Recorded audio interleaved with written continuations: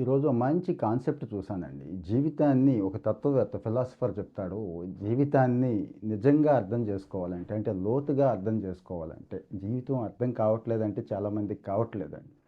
ఒక మూడే 3 ప్లేసులున్నాయి. విజిట్ చేయండి అంటారు. మనం రెగ్యులర్‌గా చేసేవే. కానీ ఈ యాంగిల్‌లో చేయండి అంటారు. ఏది? ఆయన చెప్పిన యాంగిల్ మీకు పరిచయం చేస్తున్నాను చూడండి. నంబర్ 1 హాస్పిటల్ అండి. అక్కడ బాగా గొప్ప గొప్ప వాళ్ళనే చూడండి. కోటీశ్వరులను చూడండి. చిన్న శ్వాస కోసం ఊపిరి ఆగిపోతూ ఉంటుంది కదా! దానికోసం అంటే డబ్బు, దస్కం, కార్లు, బంగళాలు, ఆస్తులు, మంది, మార్బలం అన్నీ ఉంటాయి. కానీ ఆ చిన్న ఊపిరి ఒకటి తీసుకుంటే చాలు అనుకోని కొన ఊపిరితో ఉంటారు చూడండి. వాళ్ళని చూడండి. అప్పుడు అర్థమవుతోంది. ఏది ఆరోగ్యం యొక్క విలువేంటి అనేది. ఇక రెండండి, జైలు చూడండి ఒకసారి. జైలు. అక్కడ కూడా మళ్ళీ బాగా బతికిన వాడిని, గొప్పవాడినే చూడండి.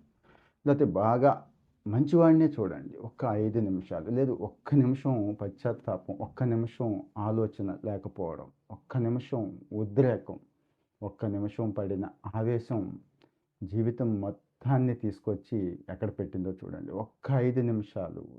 అంటే ఒక్క 5 నిమిషాలు పాత జీవితంలోకి వెళ్ళే అవకాశం ఉంటుందా?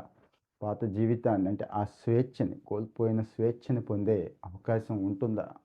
అంటే అక్కడ అది నేర్చుకోవచ్చని చెప్తాడండి. ఫైనల్‌గా శ్మశానం అండి. శ్మశానం చూడండి.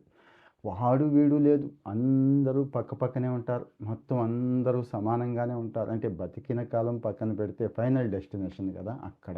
అక్కడ మాత్రం 2 ఉంటాయండి. రెండే 2 మిగిలిపోతాయి.